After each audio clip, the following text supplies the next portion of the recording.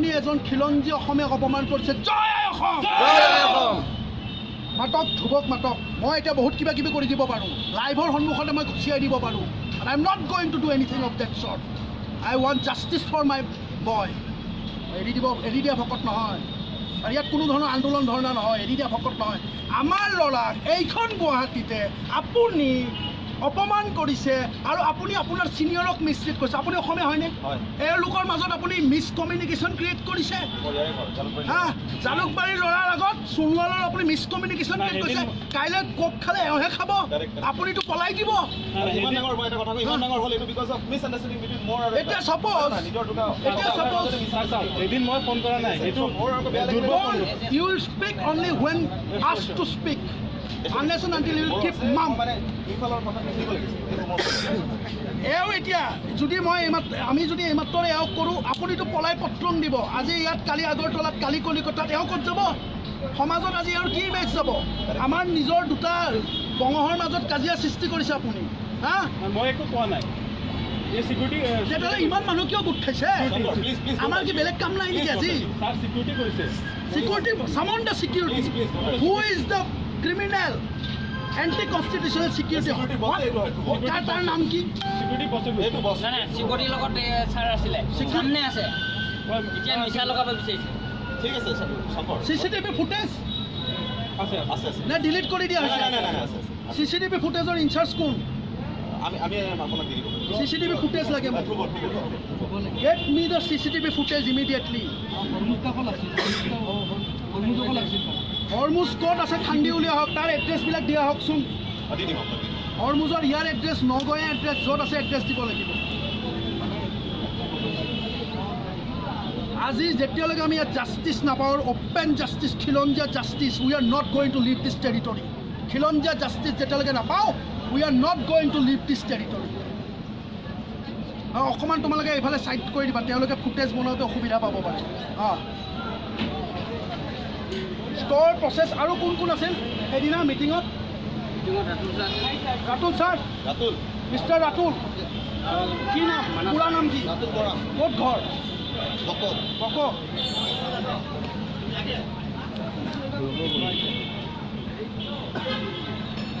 এইটো প্ৰচেছনাৰ আৰু চিকিউৰিটি বছ। কি নাম? নৱজ্যোতি। ক'ত ঘৰ? ঘৰ ক'ত? পাৰ্মানেণ্ট ঘৰ ক'ত? নলবাৰী। কি হৈছিল সেইদিনা এওঁৰ লগত? বাবা কোৱাচোন কি হৈছিল? এওঁ কিয় আহিছিল খেলখনত? মানে কি মানে কোনো চিকিউৰিটি চেক মেইনটেইন কৰে হেনো, তাৰপিছত ৰেজিষ্টাৰ মেইনটেইন কৰে বুলি কৈছে। সেইকাৰণে এই চিকিউৰিটিজনে এইজনক লগাই দিছে তাৰমানে ফোন কৰি। হৰমোহন আলিয়ে? হৰমুজ আলিয়ে তোমাক লগাইছে?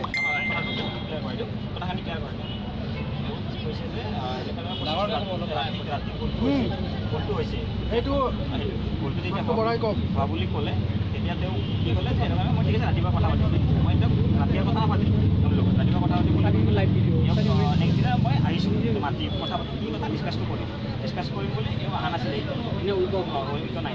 নেক্সট দিনা ষ্টৰৰ পৰা মোক ক'লে যে এনেকুৱা প্ৰব্লেম এটা হৈ আছে, প্ৰচেছক লৈ তুমি আহি মিটিঙত ডিছকাছখিনি ক্লিয়াৰ কৰাই দিবা। তো সেইকাৰণে কালি মিটিং হৈছে, মিটিঙত মই ক্লিয়াৰ কৰাই দিছোঁ যে এনেকুৱা কি কি প্ৰচেছ থাকে, কি কৰিব লাগে, কি কৰিব নালাগে, সেইখিনি প্ৰচেছখিনি ক্লিয়াৰ কৰাই দিছোঁ। কি প্ৰচেছ? লাষ্টত আপুনি ক'লে কি? এই কি কাৰণে ইয়াত আহিছে গম পাইছেনে? আজি আপুনি এই জেগাত কি কাৰণে উপস্থিত হৈছে গম পাইছে? ইয়াক অপমান কৰা হৈছে, অপদস্থ কৰা হৈছে, ৰাজহুৱাভাৱে অপমান কৰা হৈছে। ইয়াৰ কোনোবা চিকিউৰিটি গাৰ্ড আপোনাক কি, এওঁক কি কাৰণে অনা হৈছে ইয়াত? এওঁ মানে ধৰক যিমান আমাৰ প্ৰচেছ মই ক'লোঁ গোটেইখিনি ৰেজিষ্টাৰমেণ্ট। I am not going to invest my time in understanding your internal process. That is none of my business. আপোনালোকে কেনেকৈ বিজনেছ কৰে, কেনেকৈ দোকান চলায়, সেইটো মোৰ বেপাৰ নহয়। মূল কথাটো হ'ল আমাৰ জেগাত আমাৰ ল'ৰাক অপমান কৰিছে কোন দায়ী? এইজন আৰু এজন হৰমুজ আলি নে কি আলি?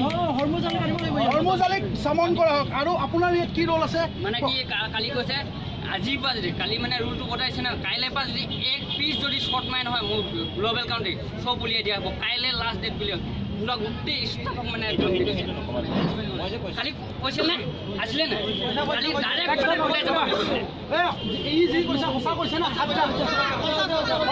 সব উলিয়াই দিব কাইলৈ পৰা সব উলিয়াই দিম কাম নাই এনেকৈ ৰোল কৈছে এই মানে কি কালি যদি কাইলৈ পৰা যদি চেক কৰিব তাৰমানে গ্ল'বেল কাউণ্টিং আৰু ৰেজিষ্টাৰ মেইনটেইন চব চেক কৰিব যদি এক পিচ যদি নো এক্সকিউজ ইমান ৰুল পাৱাৰ দেখা যায় এইটো কি গোটেই গালা উলিয়াই পিনে ই তাৰমানে ৰজা দেখাইছে শুনা according to relevant provisions of Employee Protection and Security Act not even the commissioner cannot fire one person from job. There is an elaborate constitutional procedure which is protected by rule of law under Keshavananda Bharati versus Union of India case, and you dare to throw them all. কারো বাপর জাগির হলেও ওলাই দিব নোৱাৰে সবকে কৈছিলেতো আপুনি একো জাল হিলাব নোৱাৰে কৈছে এটা কোৱা এটা কি এইবিলাক আমি কি শুনি আছো all those big wigs sitting there let it be clear that you cannot break rule of law আমি ইয়াতে ইচ্ছা কৰিলে মাৰধৰো কৰিব পাৰোঁ আৰু মাৰধৰ কৰি যদি জেলতো যাওঁ ভাৰতবৰ্ষত 55% MP MLA ক্ৰিমিনেল কেছ আছে মই কালি এইটো চাকৰিত এপ্লাই কৰিব নাহোঁ মোৰ লগত যদি ক্ৰিমিনেল কেছো লাগে নহয় মজাহে হ'ব ভাৰতত যিমান অপৰাধ হয় ক্ৰিমিনেল কেছত ডাঙৰ মানুহে হয় মই এটা মাৰধৰো কৰি দিব পাৰোঁ কিন্তু মই নকৰোঁ কাৰণ ইও অসমীয়া ইও খিলঞ্জীয়া ইও মোৰ ল'ৰা মই নিজৰ বঙহৰ মাজত ভাগ নকৰোঁ মই জানো ওপৰৰ পৰা প্ৰেছাৰ আহিছে চাকৰি ভাগমুঠিৰ কাৰণে ই কথা শুনাইছে সেইবিলাক হ'ল এইবিলাক আমাৰ নিজৰ ল'ৰাৰ কাজিয়া আমি চাম মাজত আপুনি কেলৈ মাত মাতিছে মই একো কথা কোৱা নাই মাজত আপুনি কিয় মাত মাতিছে আমাৰ এওঁ নলবাৰী এওঁ জালুকবাৰী ই উজনিৰ য'ৰ ল'ৰা হয় আমি নিজৰ মাজত চুলটাই ল'ম যি আছে মই সেইকাৰণে কোৱা নাই কেতিয়াবা প্ৰচেছৰ ধমকি আহিব পাৰে টাৰ্গেট থাকিব পাৰে কিবা ক'ব পাৰে চাকৰিৰ প্ৰেছাৰ চব চাকৰিতে থাকিব ফিট কোনো নাপায় you have to work you have to make your work good client service দিলে ক্লায়েণ্টে পইচা দিব পইচা দিলে ইণ্ডাষ্ট্ৰি চলিব ফকটত ইণ্ডাষ্ট্ৰি নচলে কষ্ট কৰিব পইচা পাব অপমান নাই গাৰ ঘাম পেলাব লাগিব তেওঁক দায়িত্ব আছে কিন্তু মাজত আপুনি এইবিলাক মিছবিহেভ কৰে কিয় অপমান কৰে কিয় হোৱাট ইজ দ্য হেল মই নাছিলোঁ মিটিঙত নাছিলোঁ তাৰ আগৰ প্ৰচেছবিলাক না আগৰ প্ৰচেছটো and you will not be given a relief by merely saying sorry. The process of justice has been initiated. We are going to institute various kind of cases, criminal, civil, constitutional, human rights, corporate, labor oriented. But for now, in front of the media, you have to say sorry. You have to touch his feet. This is my job. Touch his feet. নহ'লে আৰু বেলেগ ক'লে কিন্তু জিভা চেলেকিব লগাব মৰি চুব লাগিব বাকী কোনে একো নকৰে আমি আপোনাক আৰু এটা কথা আমি কিন্তু এওঁক ইয়াত লগ পাব নোৱাৰোঁ কিন্তু এইটো জেগাৰ পৰা আপুনি বিদায় দিব বাকী কোনে একো নকৰে আপোনালোকে এগ্ৰী হৈছে নে এইটো চবে এগ্ৰী হৈছে তাতকৈ বেছি একো নহয় touch his feet he is your আৰু তুমি ব্ৰাদাৰ এল্ডাৰ ব্ৰাদাৰ বুলি ভাবি মাফ কৰি দিবা যোৱা দিয়া ঠিক আছে নহয় ভালকে সৰি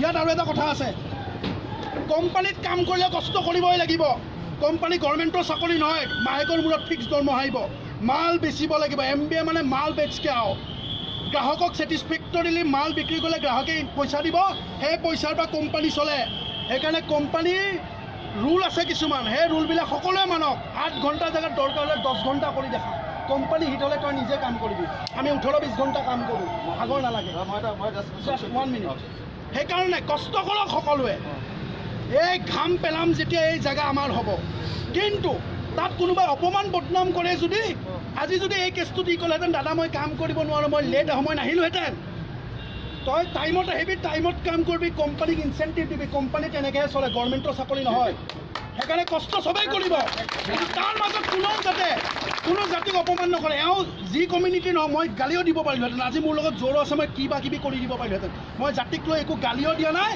অপশব্দও ব্যৱহাৰ কৰা নাই কাৰণ আমি খিলঞ্জীয়া অসমীয়া সকলোকে সন্মান কৰোঁ এয়া আমাৰ মহান লক্ষ্য সেইকাৰণে আজিৰ পৰা I would not like to see him here you are dismissed from হেণ্ডস্পৰ্ট এতিয়া যাওক ওলাই যাওক নহ'লে মানুহ ক'ত কি কৰোঁ মই ঠিক নাই মই এটা গোটেইখিনি যে আমাৰ অসমীয়া মানুহে হয়, ঠিক আছে, এইটো প্ৰথম কথা। সোমালেই হ'ল, এটা পালেই হ'ল। তলত নামি আহক নেকি, তলত নামি আহিলে ভাল। আৰু এক মিনিট, আৰু এটা কথা আছে মিছ, আৰু নলবাৰীৰ ল'ৰাজন ক'ত গ'ল? এই ধ্ৰুৱজ্যোতি। ধ্ৰুৱ মাতিছে। শুনক, তুমি আমাৰে ল'ৰা হয়, সেইকাৰণে মই তোমাক একো ইয়াত নকওঁ চবৰ আগত, কিবা ক'লে মই তোমাক ভিতৰত কওঁ, কিন্তু ই তোমাৰ ভাই হয়, অলপ তুমিও গৰম দেখাবা, নহ'লে কাম নকৰিবও পাৰে ল'ৰাই। ককাই বুলি তই শুনি ল'বি, তেতিয়াহে কোম্পানীটো চলিব, তহঁতে তেতিয়াহে বিজনেছ কৰিবি। গৰম দেখুৱাবা, কিন্তু জাতি বুলি গৰম নহয়। অলপ চলপ গৰম বেম্বু দিলে, ভুলুকা দিলেহে ল'ৰাই কাম কৰিব। 8টাত মাতিলে ল'ৰা 10টাত আহে, আমিও ল'ৰা গোটাওঁতে জানো। সেইকাৰণে তোমাক মই ইয়াত একো নকওঁ, ইয়াত চব আছে আমাৰ মানুহ, অলপ মৰমকৈ ৰাখিবা। কালি কোম্পানী হৈ যাব, কিন্তু ইয়াত নাথাকে। অ'কে, এবাৰ তুমিও আহা, এবাৰ তুমি ইয়াত, এবাৰ ককাই বুলি, তোমাক মই ভৰিত ধৰিব দিয়া নাই, ককাই বুলি কৈ দিয়া, ককাই বুলি কৈ দিয়া। তথাপি মই জানো কোম্পানীত প্ৰেছাৰ তোমাৰ আছে, ককাই বুলি এওঁক এৰি দিয়ে, বুজা নাই? তামোল পাণ খাই আমি বন্ধুত্ব কৰিলোঁ নিজৰ মাজত, আৰু বাহিৰা সোধাই নেৰো।